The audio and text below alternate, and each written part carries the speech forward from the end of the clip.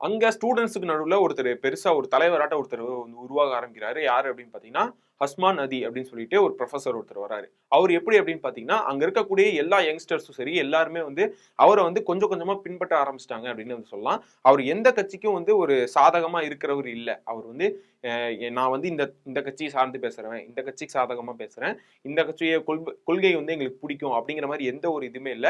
தனிப்பட்ட முறையில தனியா மக்களுக்காகவே நின்னு குரல் கொடுக்கக்கூடிய ஒரு ஆளா இருந்தாரு. ஸோ அதனாலேயே அங்க இருக்கிற ஸ்டூடண்ட்ஸ் மட்டும் இல்லாம எல்லாருமே வந்து அவருக்கு சப்போர்ட் பண்ணி அவர் பக்கம் போக ஆரம்பிச்சாங்க.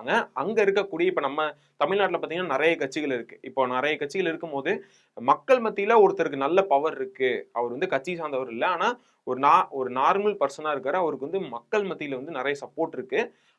அவர வந்து மக்கள் எல்லாத்துக்கும் புடிச்சிருக்கு அப்படிங்கும்போது, அவர வந்து அவங்க கட்சிக்குள்ள இழுத்துக்கிற பார்ப்பாங்க. ஸோ அந்த மாரி தான் அவரையுமே வந்து நீங்க எங்க எங்க கட்சிக்கு வாங்க, எங்க கட்சிக்கு வாங்க அப்படிங்கிற மாரி எல்லாருமே வந்து கூப்பிட்டுட்டு இருந்தாங்க. அவரு வந்து போகாம இருந்தாரு. அவருனால தான் வந்து இப்ப அந்த ஷேக் ஹசீனா அப்படிங்கிற மேட்டரே வெளிய தெரிய வந்துச்சு அப்படின்னே வந்து சொல்லலாம். நெறைய விஷயங்கள் வந்து பண்ற தப்பா இருக்கட்டும், ஊழலா இருக்கட்டும், அங்க பங்களாதேஷ்ல நடந்துட்டு இருக்க மிகப்பெரிய எல்லா பிரச்சனைகளையும் வெளிய சொல்லி, இளைஞர்கள் மத்தியிலயா இருக்கட்டும், நாட்டுல இருக்கக்கூடிய மக்கள் மத்தியில நெறைய போராட்டங்கள வந்து உருவாக்குறதுக்காக அவர் ஒரு உந்துதலாவே இருந்திருக்காரு அப்படின்னே வந்து சொல்லலாம். அவரு வந்து லாஸ்ட்டா மசூதியில தொழுதுட்டு வெளிய வரும்போது, அவர வந்து சுட்டுட்டாங்க அப்படிங்கிற மாரி வந்து தகவல் வெளிய சுட்டு கொல்லப்பட்டுட்டாரு.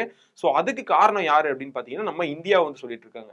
ஏன் இந்தியாவ சொல்றாங்க அப்படின்னு பார்த்தீங்கன்னா, ஷேக் ஹசீனா அவங்க வந்து இப்போ அங்கிருந்து அதாவது அங்கிருந்து தப்பிச்சு அங்க இருக்கிறவங்க ஏதோ பண்ணிருவாங்க அப்படின்னு சொல்லிட்டு, ஏன்னா அவங்களுடைய சொந்தக்காரங்களா இருக்கட்டும், உறவினர்களா இருக்கட்டும், அவருடைய கட்சியை சேர்ந்தவங்களா இருக்கட்டும், எல்லாத்தையும் வந்து நெறைய பேர் வந்து அடிச்சு மக்கள் வந்து அடிச்சு கொன்றுருக்காங்க. அது மட்டும் இல்லாம நெறைய பேத்த வந்து நாடு இங்கிருந்து கிளம்பிரு அப்படிங்கிற மாரி வெளிய தொரத்திலாம் விட்டுருக்காங்க.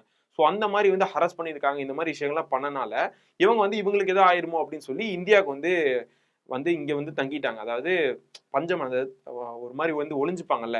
ஸோ அந்த மாரி இந்தியாவுக்கு வந்துட்டாங்க. ஏன்னா இந்தியாவுக்கும் அந்த ஷேக் ஹசீனா அப்படிங்கிறவங்களுக்கும் ஒரு நல்ல உறவு இருக்கு. அதனால வந்து இவங்க இங்க வந்து தங்கிட்டாங்க. ஸோ அவங்கள வந்து திருப்பி அனுப்புங்க அப்படிங்கிற மாரிலாம் வந்து சொல்லிட்டு இருந்தாங்க. அவங்க தான் வந்து இத பண்ணிட்டாங்க. அதாவது அவங்க சப்போர்ட்னால இந்தியா தான் வந்து அவர வந்து சுட்டுட்டாங்க, சுட்டு கொன்னுட்டாங்க அப்படிங்கிற மாரியான ஒரு செய்தி ஃபர்ஸ்ட் வெளிய வருது.